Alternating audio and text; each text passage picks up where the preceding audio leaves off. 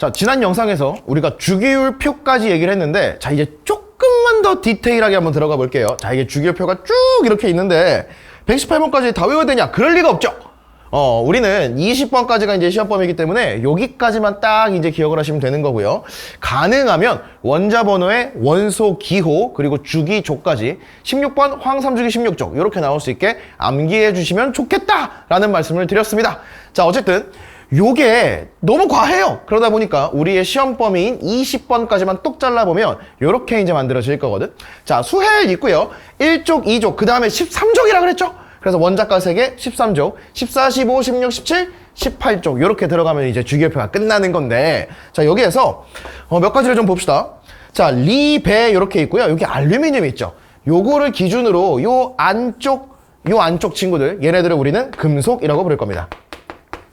자, 그리고 이제 요 바깥쪽에 이 붕소와 규소를 제외하고 요 바깥쪽 그리고 수소까지 얘네들을 우리는 비금속이라고 부를 거예요. 자, 그 다음에 붕소와 규소 있죠? 요 친구들을 준금속이라고 부르는데 우리의 시험 범위상 준금속이 그렇게까지 중요한 건 아닙니다. 자, 어쨌든 이름만 조금 보면 금속이라는 게 있고 금속이 아닌 친구들 금속이 아닌 친구들 비금속이 있고요. 금속에 준하는 성질을 가지는 친구들 준금속이라는 게 있습니다.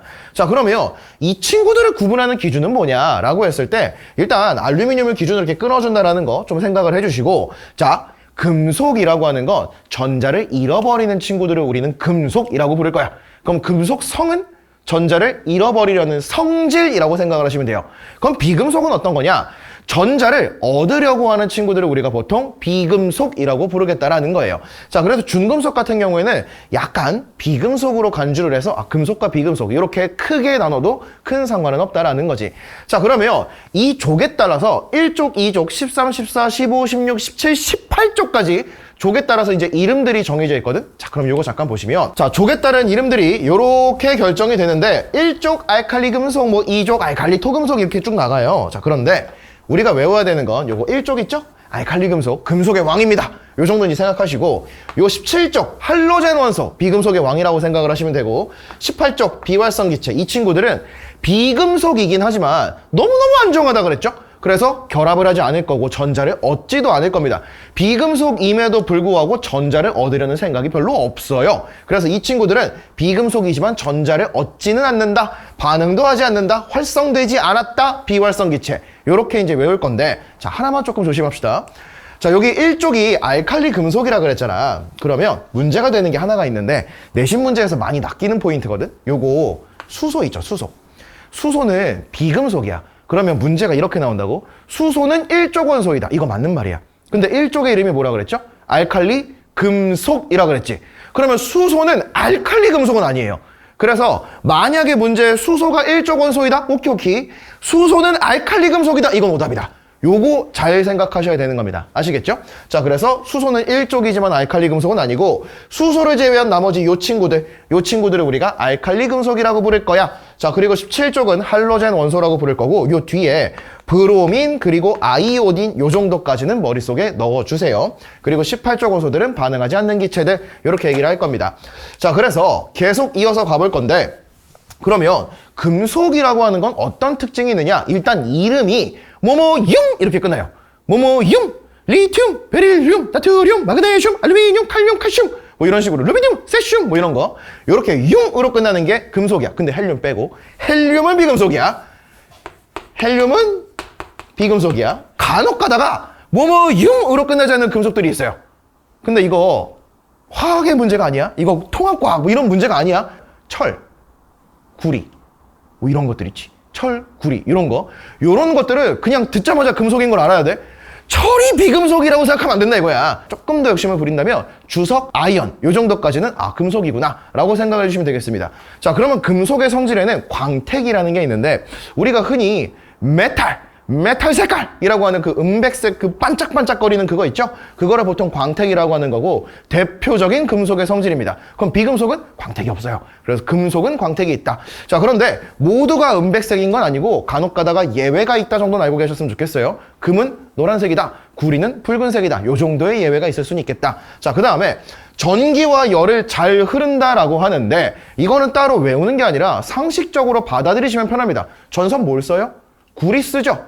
금속이라고 하는 건 기본적으로 전기가 잘 흘러간다라는 거거든. 자, 그 다음에 집에 냄비 뭐 써요? 철 쓰죠.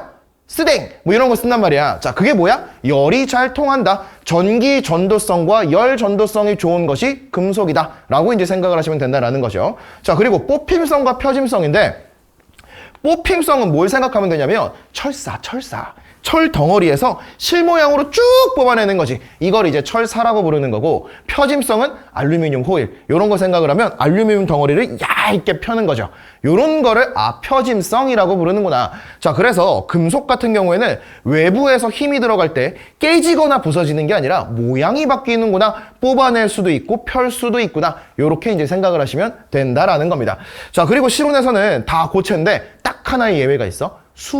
수은은 액체라는 거. 요즘에는 잘 못 본 것 같긴 한데 왜 수은을 쓰는 온도계 같은 것도 있거든. 그래서 그 안에 액체로 이렇게 막 움직이는 그런 온도계도 있어요. 그래서 수은은 액체라는 거, 요거까지는 외워 주셔야겠습니다. 자, 그리고 금속성이 뭐다? 전자를 잃어버린다. 여기까지. 자, 그 다음에 비금속 같은 경우에는 보통 뭐뭐소로 끝나는 친구들이 많은데 얘네들은 예외가 좀 더 많아요. 뭐 황이라던가 플로린이라던가 이런 것들도 비금속이다. 그래서 주기율표에서 금속을 제외한 나머지를 그냥 비금속이라고 생각을 하시면 좀 더 편할 것 같고요. 자, 전기와 열전도성 잘 흐르지 않습니다. 단 흑연, 우리가 흑연을 화학식으로 C라고 쓸 거거든. 탄소야, 탄소. 요 친구는 전기가 잘 통할 수 있다라는 거, 요거 예외로 알고 계셔야 됩니다. 자, 그리고 실온에서는 고체 또는 기체라고 되어 있는데 수소라던가 질소, 산소, 플로린 요런 친구들은 기체로 존재하고요. 나머지는 고체로 존재하는데 브로민만 액체예요. 그래서 요것도 예외까지 알고 계셔야 돼요. 꼭 기억해 주시고 넘어가시면 되겠습니다. 자, 그리고 비금속은 뭐라 그랬죠? 전자를 얻으려고 한다 라고 했었지. 자, 그러면 이제 1쪽 알칼리 금속, 금속의 왕입니다. 자, 이 친구하고 17쪽 할로젠 원소, 요것들을 조금 더 디테일하게 볼 건데, 자, 알칼리 금속은 주기율표의 1쪽 원소들 수, 리, 나, 칼. 이제 그 밑에는 뭐 루비듐이라든지 세슘이라든지 프랑슘이라든지 이런 것들도 있습니다. 자, 그래서 요런 친구들을 알칼리 금속이라고 부르는데 실온에서 고체, 100% 고체고요. 은백색의 광택을 띈다. 우리가 생각하는 흔히 말하는 그 메탈색을 말하는 거야. 다른 금속에 비해서 밀도가 작고 칼로 자를 수 있어 무르다. 자, 이거 영상 몇 개만 찾아봐도 금방 느낌 올 건데 왜 칼륨 덩어리 같은 거 있잖아. 요거를 칼로 이렇게 쓱쓱 밀면은 금속이 약간 두부는 좀 과하고 햄? 약간 요런 느낌 자르듯이 싹 잘리거든? 그러면 얘가 뿌연 덩어리 상태로 있는데 내가 요거를 싹 잘랐어. 그러면 얘가 쫙 떨어집니다. 그리고 은백색 광택이 쫙 하고 나온단 말이야. 그런데 요 친구가 금방 다시 뿌얘져요. 우리가 조금 이따 말할 거지만 알칼리 금속은 금속 중에서도 반응성이 가장 큰 친구들이거든. 그러다 보니까 내가 딱 얘를 절단을 하면은 은백색 광택 나도 금속이야 이러고 쫙 나오는데 공기 중에 있는 산소랑 반응을 해버리면서 바로 뿌옇게 흐려지는 이제 그런 성질들이 좀 있습니다. 자, 그래서 알칼리 금속의 화학적 성질, 반응성이 매우 크다. 금속의 반응성은 반응을 하면서 전자를 겁나 잘 잃는다 라고 이제 생각을 하면 되는 거고, 자, 산소와의 반응. 자, 방금 말했죠? 알칼리 금속은 표면에 금속이 나왔더라도 산소와 반응을 하면서 금방 뿌옇게 흐려진다. 그래서 이제 이런 식의 화학 반응이 진행을 하는 건데 요거는 이따가 이온 결합 얘기하면서 좀 더 디테일하게 들어가도록 하고요. 자, 물과의 반응. 폭발은 예술이다. 자, 그래서 알칼리 금속을 물에다가 던지잖아요? 그러면 빵 하고 터진단 말이야. 자, 그러면 요 영상 잠깐 봐볼까요? 자, 요 영상 보시면 반응 하다가 불 붙었죠? 이렇게 터진다 이겁니다. 자, 그래서 알칼리 금속은 금속 중에서도 반응성이 너무너무 큰 거고요. 자, 폭발이라고 하는 게 뭐냐면 순간적으로 어마어마하게 빠른 속도로 반응이 진행을 하면서 기체가 폭발적으로 나오는 거야. 그러면 이렇게 빵 터지는. 그래서 여기에 수소기체 있죠. 알칼리 금속이 물과 만나게 되면 여기에 수소기체가 순식간에 이제 엄청난 양이 생기게 되거든. 그러면서 터져버린다라는 거야. 자, 그런데 요 옆에 보시면 요 MOH, 요 M이 알칼리 금속인데 만약에 나트륨이면 NaOH 뭐 이런 거 있고요. 만약에 칼륨이면 KOH 이제 요런 게 만들어지거든. 대표적인 강염기 물질입니다. 그래서 우리가 그 염기성 물질을 알칼리라고도 부르잖아요. 아마 본 적 있을걸? 알칼리성 세제 막 이런 것들. 그래서 이 알칼리라는 말이 여기서 왔구나. 그래서 염기성을 띈다라는 것도 생각을 해주시면 되겠습니다. 자, 그 다음 이제 할로젠으로 한번 가볼 건데, 할로젠은 가장 오른쪽 18쪽 원소 바로 왼쪽에 있는 17쪽 원소들의 집합인데, 플로린, 염소, 브로민, 아이오딘, 여기까지는 이제 외워주셔야 돼요. 그래서 주기율표의 위에서부터 FClBrI다 라고 이제 얘기를 해줄 겁니다. 그런데 이 친구들은 보통 이원자 분자의 형태를 갖고 있어. 그래서 플로린 단독으로 존재하는 게 아니라 F2, Cl2, Br2, I2 요런 형태를 가지고 있다라고 생각을 하시면 되고요. 자, 그 다음에 여기까지만 학교에 선생님이 설명하고 넘어가셨다. 괜찮습니다. 그럼 이제 넘어가시면 돼요. 자, 그런데 선생님이 조금 더 디테일에 가서 색깔과 상태까지 말해 주셨다라고 하면 거기까지 외우셔야 됩니다. 자, 그래서 위에서부터 기기액고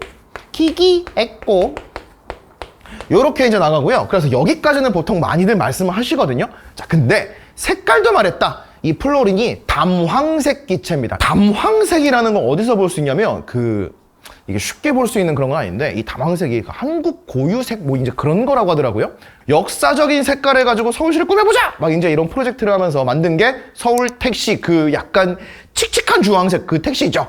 그 택시 색깔이 담황색입니다. 그래서 이 담황색 약간 오렌지빛도 나는 듯 황토빛도 나는 듯 이제 그런 색깔인 건데, 그 담황색 기체고요.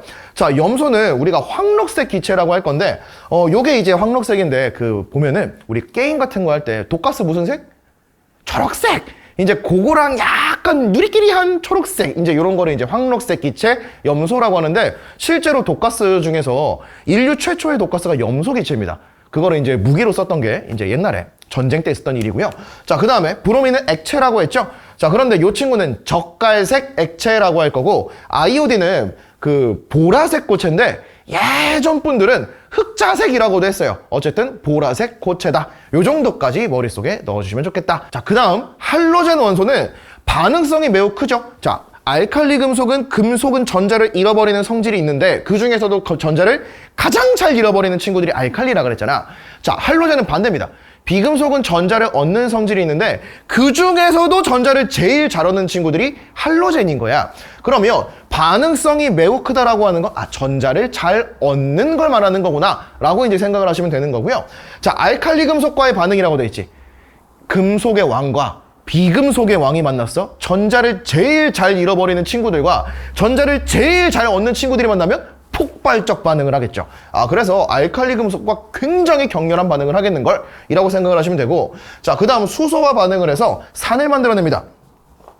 자, 이 X라고 하는 친구가 할로젠인데, 만약에 내가 염소를 준비를 했어? 그러면 HCl이라고 하는 친구가 만들어질 거야. 염산이죠. 자, 그리고 뭐 HBr, HI 요런 친구들 전부 다 산의 성질을 갖고 있다. 할로젠이 수소랑 반응을 하면 산이 만들어지는군. 요렇게 암기해 주시면 되겠습니다. 자, 그러면 이 친구들도 반응성이 엄청나다며.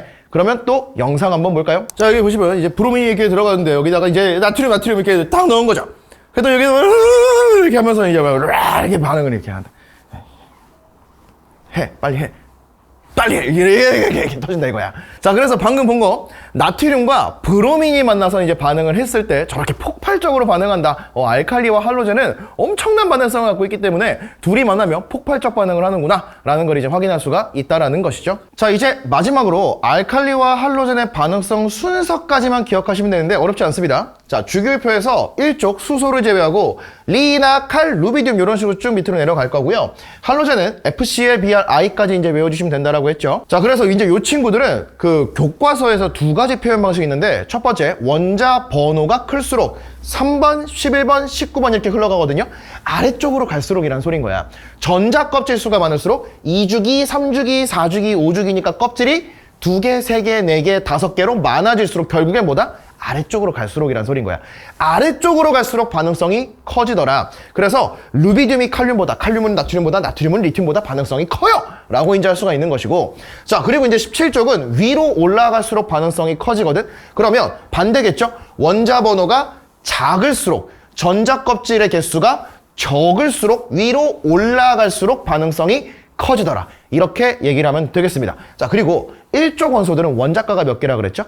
한 개. 그럼 이 친구들이 첫 번째 껍질에 2개 혹은 두 번째, 세 번째 껍질에 8개를 채우기 위해서 제일 쉬운 게 뭐냐면 가장 바깥쪽에 전자 한 개를 버려버리는 거거든. 그래서 이 1족 원소인 알칼리 금속 쪽은 전자 한 개를 잃어버리고 양이온이 되려고 한다라는 성질이 있다는 것이고요. 자, 양이온이 뭐냐? 요거는 우리 다음 영상에서 진행하도록 하겠습니다. 자, 그리고 17족 원소들은 원자가가 7개가 있거든? 그럼 얘네들은 7개를 버려버리는 것보다 한 개를 얻어서 8개를 채우는 게 더 쉽단 말이야. 그래서 한 개를 얻어서 음이온이 되려는 성질이 있다? 음이온도 다음 영상에서 바로 진행하도록 하겠습니다. 자, 그래서 여기까지가 알칼리와 할로젠이었고요. 정확하게 암기하시고 이제 문제를 풀면 되는 건데 말 그대로 암기만 하면 되는 파트거든. 그래서 정확하게 외우고 문제 풀어보시면 생각보다 그렇게 어렵지 않구나라는 생각을 하실 수 있을 겁니다. 자, 그러면 여기까지 영상이 마음에 드셨다면 좋아요, 구독, 알람 설정까지 안녕!